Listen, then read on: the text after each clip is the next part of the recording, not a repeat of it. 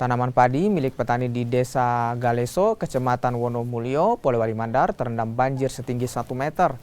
Banjir membuat tanaman padi petani mulai rusak, apalagi banjir ini sudah terjadi sejak 1 pekan terakhir.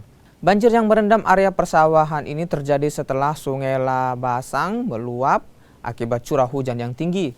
Dangkalnya muara di desa itu semakin membuat air atau genangan semakin tinggi.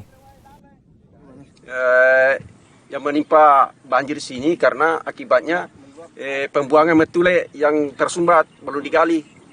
Sudah beberapa kali diusulkan itu, dimasukkan di musrembang, tapi tidak terrealisasi. Tidak tahu kenapa, apa kendalanya. Kira-kira berapa luasnya nih Pak?